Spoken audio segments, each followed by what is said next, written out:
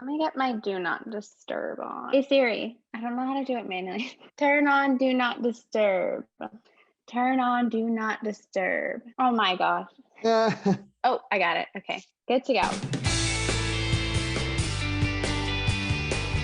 What's up, everybody? I'm Austin with Too Good Music, and I am so excited today to be speaking with rising pop star Jackie Castro. How are you? I'm doing so good. We have a lot of exciting things to talk about. You just released your collab with Deepa Baru, Flower, and now Best of Me is out now. I think we're looking forward to an album. So we got lots to dive into. I kind of want to take it back to the beginning. You actually started your career in a family band, correct? Yeah, that was back, I think in 2015, got signed to a label out in Nashville, but it was like a folk pop trio with me and my two older brothers. Really different music than what I'm doing now. I got to tour with Andy Grammer and Gavin DeGraw. That was a huge highlight. We had a great time. Played a show with Casey Musgraves. And you got to perform really cool on the Wendy Williams show as well, yes, right? That What was that experience wild. like? We got these amazing robes. She was super energetic. Yeah, it was cool. What were some of the challenges of being, in a band and making music with, people that you were so close to and knew your entire life? I think like the biggest challenge for us was that we were at such different life stages. I don't think we quite like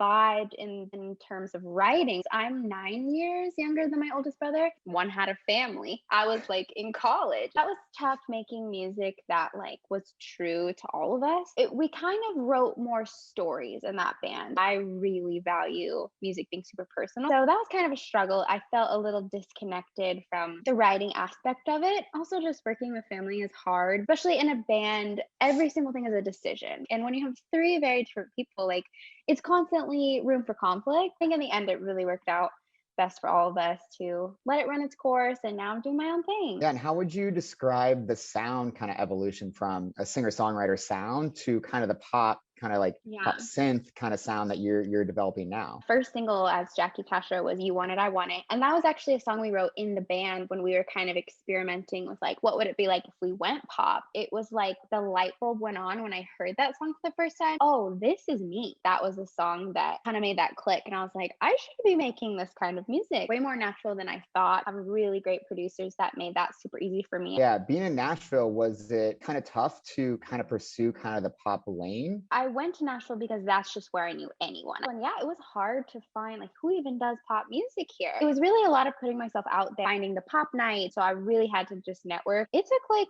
a year and a half to really build that group of pop writers. I think Nashville pop is really special because we care so much about the lyrics. LA, it's a little more melodies and beats. So Nashville, I feel like what's great is we get both like really, really solid lyrics plus all of that other fun stuff. Kind of looking at it even before the family band, was there a moment or was there something that just clicked for you that you were like, wow, music is what I want to do for the rest of my life? I don't think it was ever a question. I think it was like, I'm a musician. I'm going to be Britney Spears when I was 3 years old. Like there was never a moment where I wasn't singing or putting on shows for my family. How weird is that I never made the decision? It was just like, this is who I am. Like I just always had it in me and knew there wasn't a question. I recently saw on Twitter that you are currently putting on the finishing touches for the debut album. What can fans expect from this album? Anything you can tell us? 13 songs, starts with an intro that is really, really special to me. Like someone recently asked me what's my favorite song, and I was like, the intro, it's so short, was a defining moment for the album. I wrote it right before I moved to Nashville, and it was just kind of all of my fears about like leaving the band and making this big jump, but also being like, I know I need to be happy, and this is where like I have that opportunity to grow. It's really just like the story of my early 20s, growing and learning and navigating closing past relationships and getting in a new one and learning how to love yourself, learning how to deal with death. It's everything. If you want to know anything about me, just listen to my debut album. I think that's why it means so much to me, because it is me. With this being like your debut album, what do you think the biggest thing you've learned from putting together an album is? Is there something that you wish you would have known before you started it? I think I'm honestly just so proud of myself for doing this. Being an independent artist, you pay for everything. I had no idea the cost. I was signed with a record label before with my band. I never saw the price of anything. I just got to do things and it was paid for. It was blood, sweat, and tears. Crying in the middle of the night because I didn't know how I was gonna like pay the next bill to get there. Whatever I needed came through at the last minute, and I was able to do it. Even the album, I did a Kickstarter for it, and my fans raised $10,000 for me to make this album. When you're an artist, you have so many moments of doubt. Am I crazy for like making this my career. And then you just have those really reassuring moments. Yes, I'm supposed to be doing this. You just get those signs that make you keep going. Honestly, just so proud of that person who moved to Nashville, terrified. It's been a learning process, but I'm proud of Yeah. it. Having so many songs and stuff, are there certain qualities in a song that, really kind of jump out at you, or something that happens that you're like, oh, this song needs to go on the album? So that test of time is really big. Album one, the stories matter to me. So I don't know. I feel like you can feel when a song's good or not. It ended up being pretty easy to narrow it down. So now fans are starting to get an additional taste of the album with the release of Best of Me. Best of Me. I love this song. I wrote it in LA. It's just kind of a collection of like these really special memories in my relationship. My partner has kind of seen through flaws and seen through my self-doubt. Always believed in the person that I could be, in my best self, and that even when I'm at my worst, he sees the best of me. And yeah, it's just like a celebration of those people who can always see that in you. I love it. It's a really special one to me. Who would be some dream collaborations? Well, John Bellion is my top collaborator always. I would die. Nick Jonas, his dad used to be my manager. Such a big fan of his pop R&B sensibilities. I mean, Ariana Grande, Taylor Swift, sure, any day. I'll do them. Hit us up, guys. Jackie's Yeah. ready. If you could headline a music festival, which one would be the dream to headline?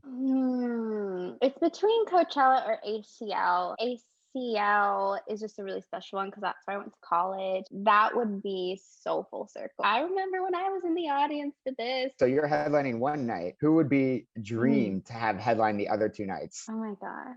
I mean, I feel like I already told you all my favorites. Ariana would have to be there. I was just thinking I want to rewatch her live show today. But who else? I love Chelsea Cutler. I could go to her show any day of the week and be happy. So yeah, I'll have my girl power, those girls there. This is a question that I ask every interview for Too Good Music. And we probably already got a little bit of a taste of your answers. But if you could only listen to 5 artists for the rest of your life, who would they be? That's so hard to just make someone know this on the spot.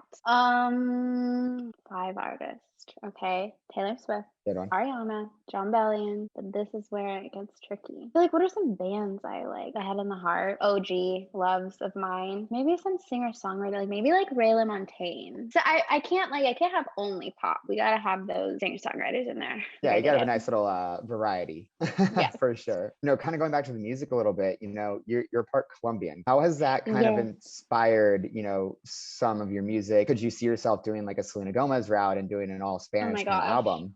That EP, I loved Selena's EP, and that is my dream. But I would say I didn't really experiment with Spanish-leaning music until this past year. This is music that I loved listening to at like our New Year's Eve parties growing up. Getting to sing in Spanish is just so fun, and it's something that I feel really connected to. So yeah, I've got a couple songs already that are either in Spanish or like Spanglish that like might be an album 2 thing. And in those songs that you have written in Spanish, when you're writing the songs, are you writing in English, or what's going on in your head? I'm writing in Spanish, which is like so hard. I should be so much more fluent than I am. Like, my grandma only speaks Spanish. I minored in college in Spanish. Oh, really? And it'll just like, I think I get in my head. I know Spanish, but writing in it it's challenging. So that's the toughest part, is like, I can do the basics right now. That's why we're still in Spanglish, hoping to get to full Spanish some point. And then to kind of wrap up, like, we know the latest single, Best of Me, is out, and we have an album to look forward to.